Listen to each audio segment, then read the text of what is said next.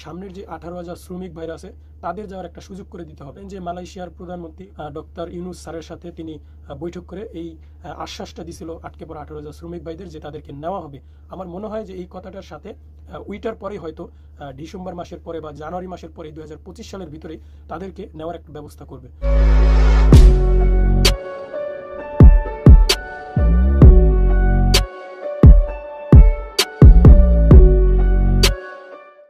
আসসালামু আলাইকুম, আশা করি সকলেই ভালো আছেন। আমি কাতার দোহা থেকে আপনাদের প্রবাসী ছোট ভাই আবারও নতুন একটি আপডেট আপনাদের জন্য নিয়ে আসলাম। সেটা হচ্ছে যে মালয়েশিয়ায় যেতে না পারা আটকে পড়া 18,000 শ্রমিক ভাইদেরকে নিয়ে।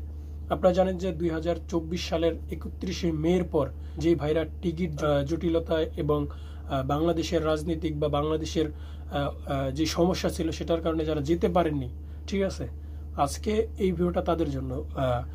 অনেকেই কমেন্ট করতেছে, ইদানিং দেখতেছি যে কোনো ভিডিও ছাড়ি না কেন, যে কোনো দেশের বা ওমানের একটা ভিডিও ছাড়লে বা কাতার সংক্রান্ত বা দুবাই সংক্রান্ত ভিসা নিয়ে যে কোনো ভিডিও ছাড়ি না কেন, ভিডিওটার নিচে অনেকেই 20টা 30টা কমেন্ট করে থাকে যে ভাই 18,000 শ্রমিক নিয়ে একটা ভিডিও করেন বা তারা কবে যাবে, কখন যাচ্ছে একটু বলেন। আমি মনে করি যে হয়তো তারা এই ভিডিওগুলো দেখলে হয়তো শান্তি হয় তাদের মনে, তাদের ভিতরে একটা আশ্বাস জাগে।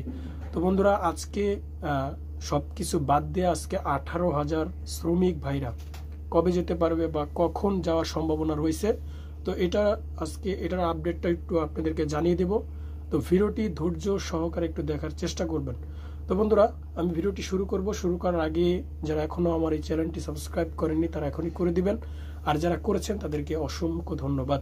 মালয়েশিয়ায় যেতে না পারা 18,000 শ্রমিক বা তার বেশি হতে পারে, তার কম হতে পারে, ঠিক আছে। এই লোকগুলা যেতে পারেনি আজ থেকে 1-1.5 বছর হবে। যেমন আপনার 31শে বা মে মাসের যেই পরে টিকিট করার পর, মেডিকেল করার পর, টাকা পয়সা ভিসার সমস্ত খরচ দেওয়ার পর কেন যেতে পারেনি?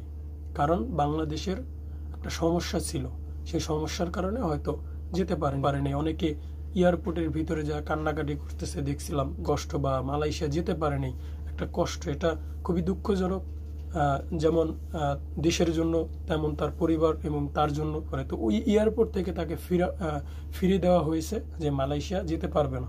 ওই দিনটা খুবই স্মরণীয় করে রাখবে যারা যেতে পারেনি বা আটকে পড়া 18,000 শ্রমিকরা, তাদের জন্য খুবই কষ্টকর, এটা আমরা বুঝি।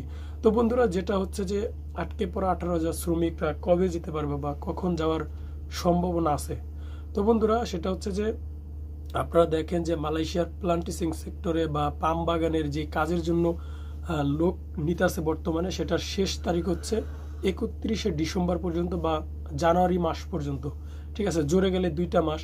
তো এটা হচ্ছে মালয়েশিয়ার নতুন কলিং ভিসার প্লান্টেশন সেক্টরের যে লোকগুলা নেবে সেটার হচ্ছে লাস্ট তারিখ বা মেডিকেলের বা এটার আগে বা পরে করলে সমস্যা হবে। যেমন জানুয়ারি বা ডিসেম্বরের পরে এই লোকগুলো যেতে পারবে না। তো আমার যেটা আশা বা বিশ্বাস সেটা হচ্ছে যে ডিসেম্বরের পরে যদি লোকগুলা নেয়, নতুন কলিং ভিসার যে প্লান্টেশন সেক্টরের লোকগুলা যাচ্ছে, আমার মনে হয় যে এই তারিখের পরেই আটকে পড়া 18,000 বা 17,000 শ্রমিক ভাইদেরকে যাওয়ার একটা সুযোগ করে দিতে পারে, ঠিক আছে। কারণ ওই সময় আপাতত নতুন কোনো আর লোক বা ভিসায় কোনো লোক নেওয়া হবে না। আপনারা জানেন যে শুধু একটি সেক্টরে লোক নিতে আছে বর্তমানে মালয়েশিয়াতে, কারণ সামনের যে 18,000 শ্রমিক ভাইরা আছে তাদের যাওয়ার একটা সুযোগ করে দিতে হবে। কারণ আপনারা জানেন যে মালয়েশিয়ার প্রধানমন্ত্রী গত 2 মাস কি 1 মাস হবে ঢাকায় এসে ডক্টর ইউনুস স্যারের সাথে তিনি বৈঠক করে এই আশ্বাসটা দিছিল আটকে পড়া 18,000 শ্রমিক ভাইদের যে তাদেরকে নেওয়া হবে। আমার মনে হয় যে এই কথাটার সাথে ওইটার পরে হয়তো ডিসেম্বর মাসের পরে বা জানুয়ারি মাসের পরে 2025 সালের ভিতরেই তাদেরকে নেওয়ার একটা ব্যবস্থা করবে। তো বন্ধুরা, অনেকেই অনেকভাবে মিথ্যা প্রচারণা বা অনেকে অনেক ভিডিওতে বলে যে এই লয়ে গেছে, এই 2-3 তারিখের মধ্যে নিয়ে যাবে।